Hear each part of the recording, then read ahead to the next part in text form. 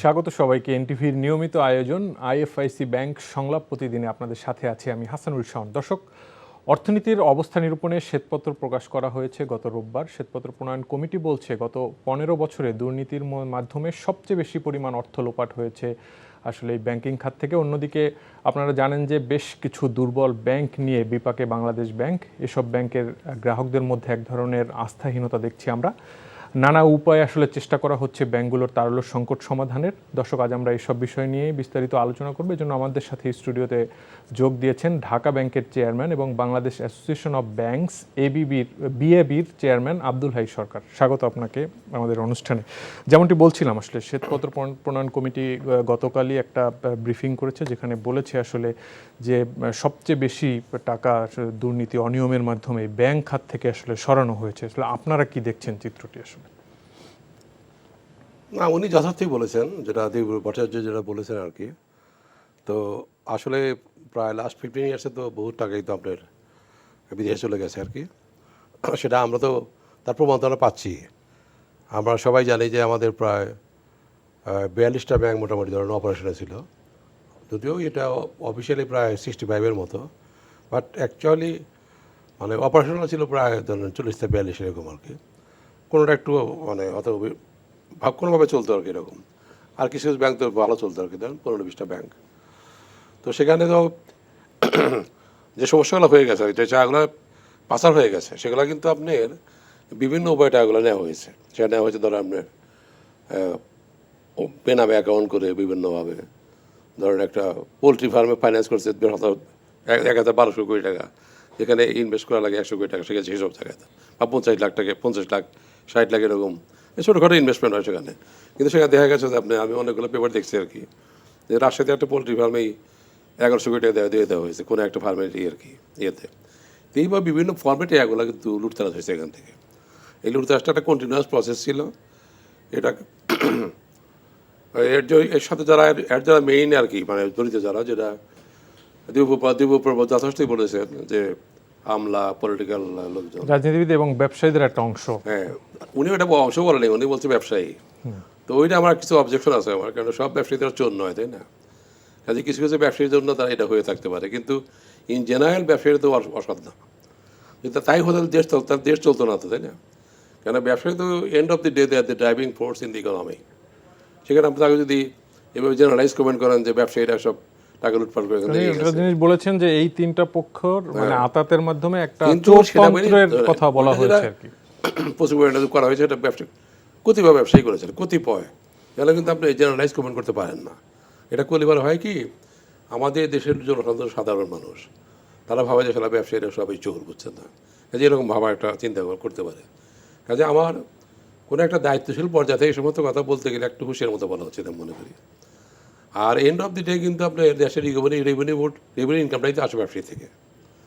চোর টাকায় যায় কেন না বলা হয় কেন, কিন্তু finally money are flowing from দেয়ার।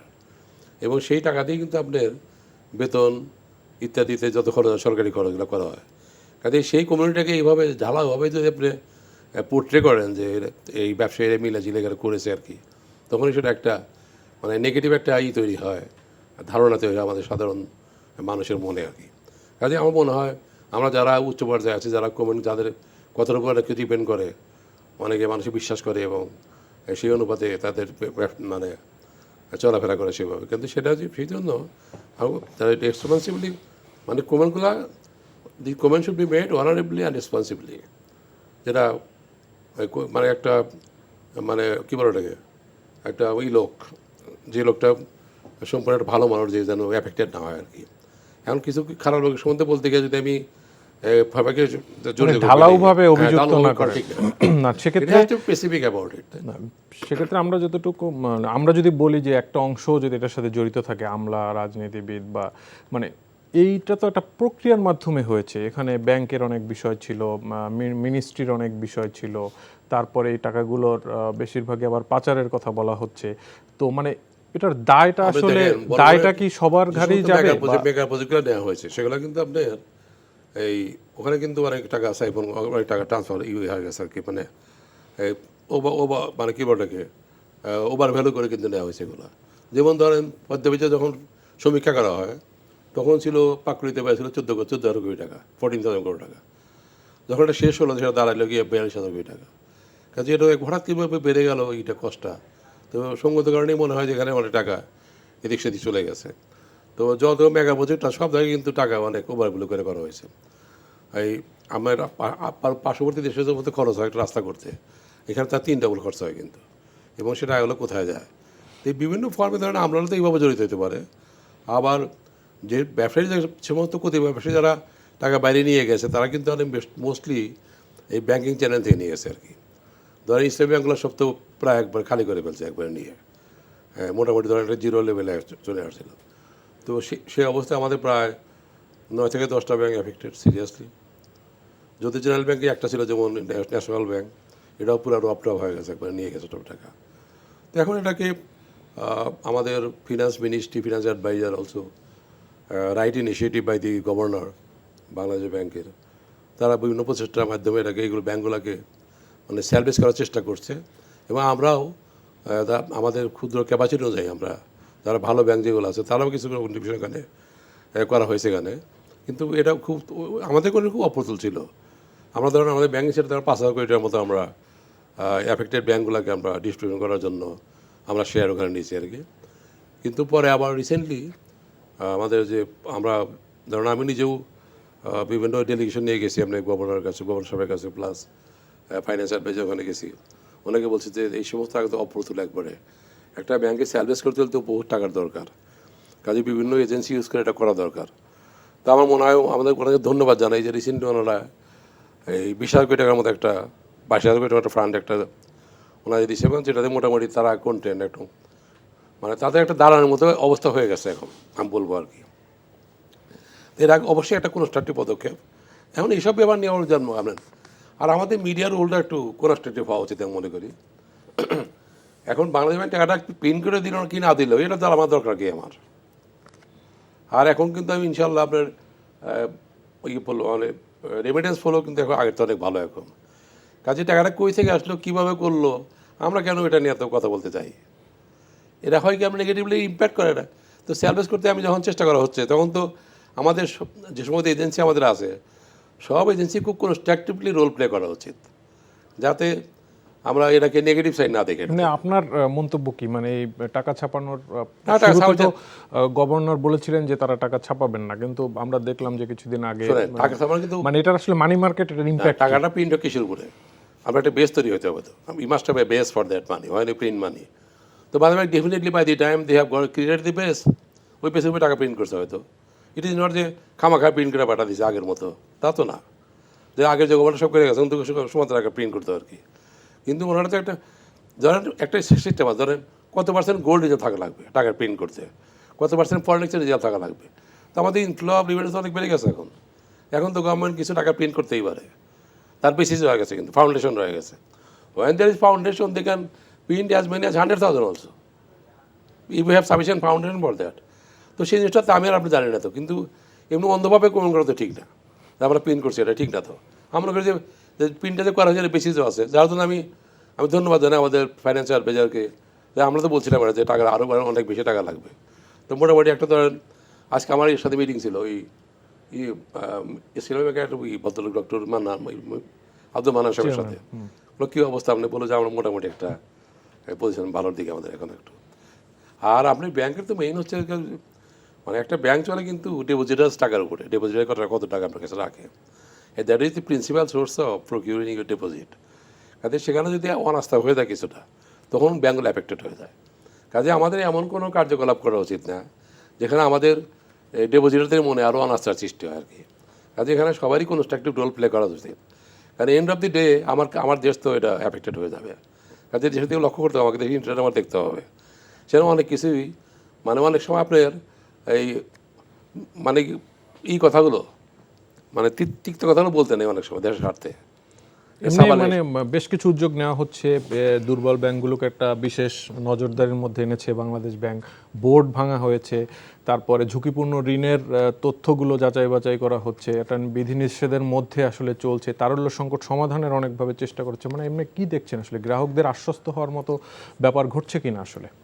এটা তো কিন্তু আপনার you can't expect something overnight, মানে হঠাৎ করে সব কিছু ঠিক হয়ে যাবে, ঠিক ভাবা ঠিক না কিন্তু আমাদের। এবং আমি ধরেন if you go back 2 months, couple of month before, তখন যে অবস্থা হচ্ছে তার সাথে definitely things are improving now. কাজে এটা গ্র্যাজুয়ালি ইম্প্রুভমেন্ট হয়ে যাবে কিন্তু আপনার, ইট ইজ নট যে ওভারনাইট কোনো কিছু হবে এটা। আমি তো বললামই, যদি ডিপোজিট রাখবে আস্থা হারা যখন ফেলে তখন ডিপোজিটকে ফিরে আনা কঠিন ব্যাপার, একটা কঠিন কাজ। এটা এত সহজ কাজ নয় যে আমরা 1-1.5 মাসে এটা পূরণ হয়ে যাবে। কাজেই আপনাকে আর ধরতে হবে।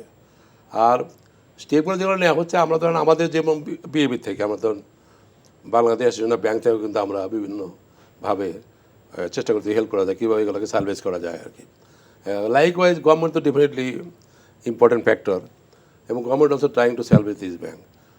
অনেক সময় একদিন আমাদের তো অ্যাডভাইসার বলছে যে কোনো ব্যাংক বন্ধ হবে না, কাজে তাদের দে হ্যাভ দি ম্যাটেরিয়াল, ওইটার উপরে বেশি করে তারা বলতেই পারে সমস্ত গভর্নমেন্ট। আমরা তো ইন্টারনাল সব জানি না তো, কাজে আমরা কোনো বাড়িতে কমেন্ট করা খুব মুশকিল। তবে আমি মনে করি যে things definitely will improve than before, তবে এটা আরও সময় লাগবে।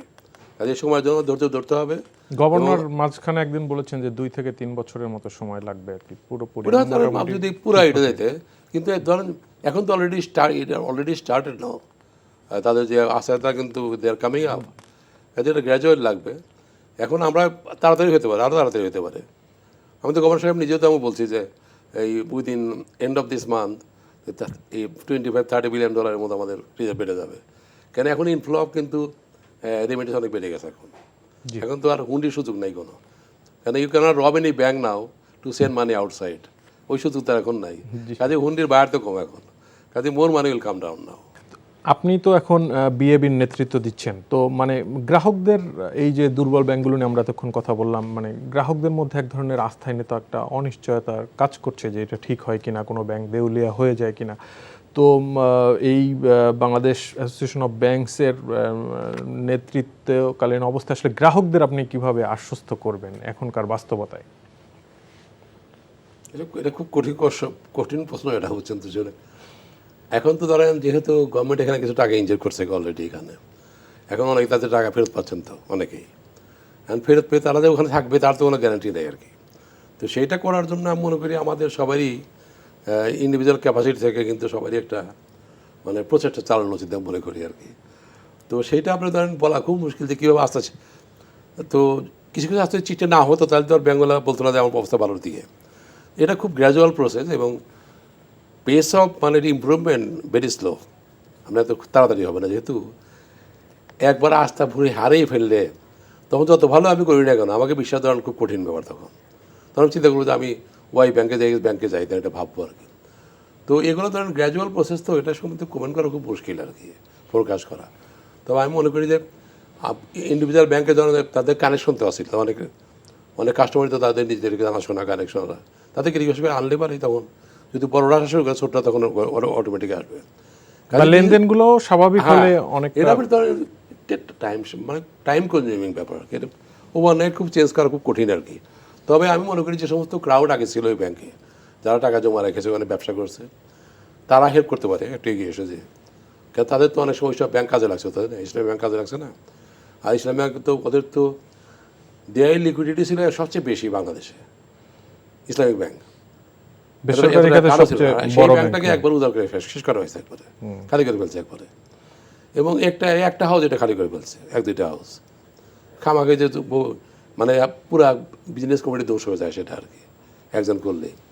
তো এইভাবে এগুলোকে ফিরে আনা, তবে মানুষ এখনও গ্রামের লোক কিন্তু এখন ইসলামী ব্যাংকে টাকা রাখে। এই শহরে যে এত কিছু হয়ে গেছে এটা খবর কিন্তু অনেকেই রাখে না। আমি তো শুনলাম যে লেটেস্ট খবর তো ইসলামী ব্যাংকে টাকা আবার ডিপোজিট বাড়তেছে খুব ভালোভাবেই, যথেষ্ট দ্রুতগতিতে বাড়তেছে এখন। তো সেটা কন্টিনিউ থাকলে হয়তো সব ব্যাংকে কিছু কিছু আস্তে আস্তে আসবে, আমি শিওর। তবে ওই ইসলামের নামটাই তো আমাদের গ্রামদের সাথে একটা যথেষ্টই, এটা একটা বিরাট পজিটিভ একটা সাইড টু অ্যাট্রাক্ট দি ডিপোজিটার্স, তাদের টাকা জমা রাখার জন্য। তো এটা একটা কাজ করতেছে আমি মনে করি। আর জেনারেল ব্যাংকে যেটা হয় সেগুলো হয়তো ঝামেলা বেশি হইতো। ইসলামের নাম শুনতে মানুষ মনে করে এটা আল্লাহর ব্যাংক, আল্লাহরই আর কি আইন ফলো করা হয়। সেখানে আমাদের সাধারণ ডিপোজিটার যারা, তারা ওখানে আবার টাকা রাখতেছে, তাই না? আর এত ঘটনা যে ঘটে গেছে অনেক খবরও রাখে না, জি, আমরা যেটা বুঝি আর গণ বোঝে না তত।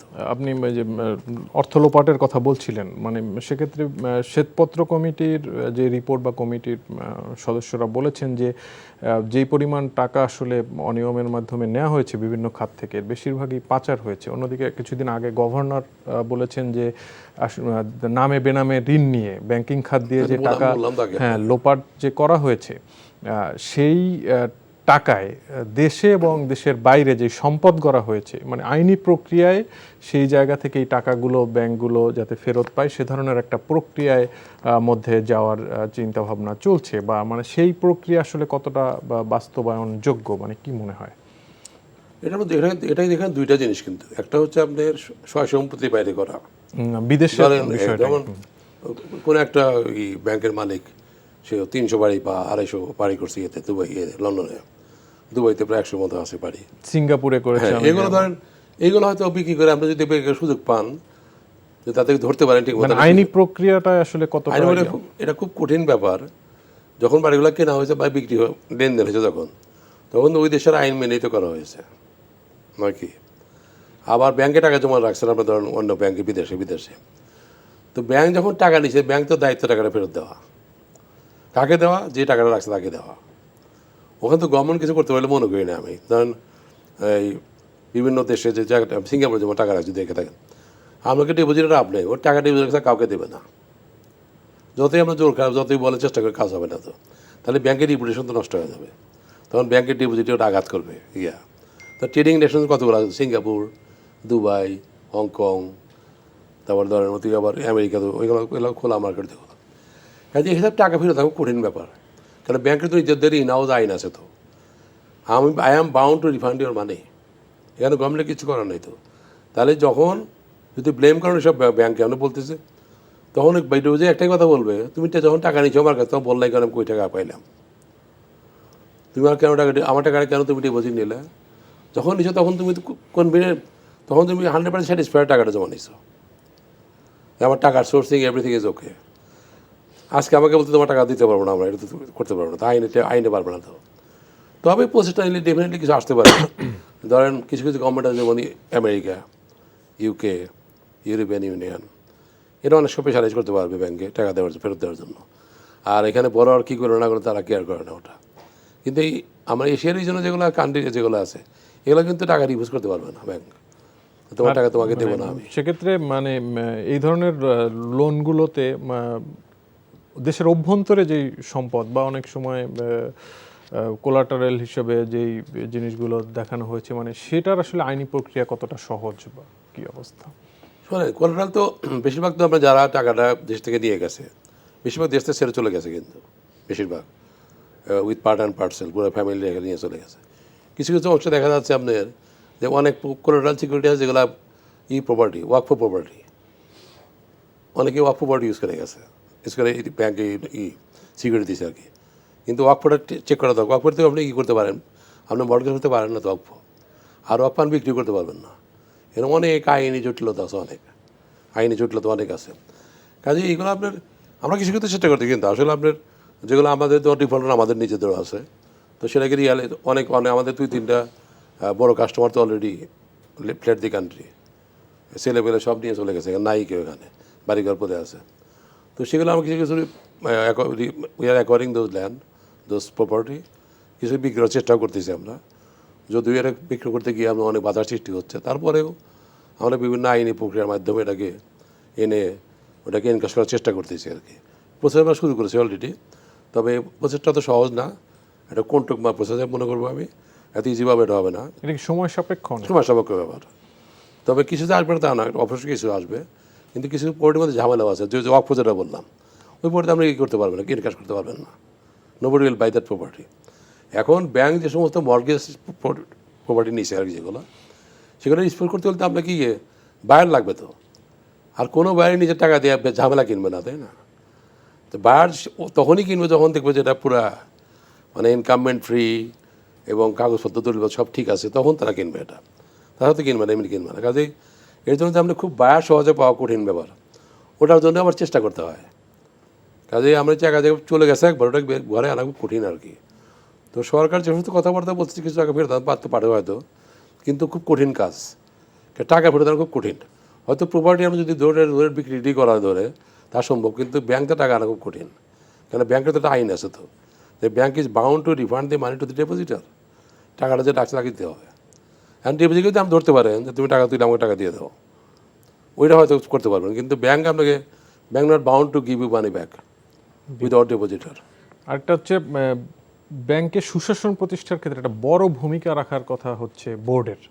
তো সেই জায়গায় আমরা দেখছি যে দুর্বল ব্যাংকগুলোর বোর্ডগুলো ভেঙে দেওয়া হয়েছে, নতুন বোর্ড আসছে। ওভারঅল বাংলাদেশের ব্যাংকিং খাতে আসলে বোর্ড সেই ভূমিকাটা আসলে রাখতে পারছে না কেন, বা এখনকার পরিস্থিতি আসলে কোনো পরিবর্তন এসেছে কিনা, কি দেখছেন? পার্সোনাল কিন্তু ঠিক না, কিন্তু আমাদের বোর্ড আমরা ঠিক রাখছি। আমাদের টাকা তো XYZ নিতে পারে নাই ওইভাবে, ইসলামী ব্যাংক এটা পারছে কি জন্য? তাহলে এখানে এই সরকার পক্ষ থেকে কিছু আছে, কিছু মানে আমাদের আগের যে গভর্নমেন্ট ছিল, দিদিন গভর্নমেন্ট, তাদের সাপোর্ট ছিল এখানে, তারা এখানে ইনভলভ ছিল তো, যার জন্য টাকা ব্যাংকে নিতে পারছে। অনেক সময় গান পার্টি টাকা নিয়ে গেছে তো, যেমন ইসলামী ব্যাংকের অবশ্যই এমডি ছিল আব্দুল মান্নান সাহেব, উনি বলে যে আমাদের গান পয়েন্ট আমাকে কিন্তু সরাইছে এখান থেকে, সব টাকা যখন নিয়ে যায় আর কি।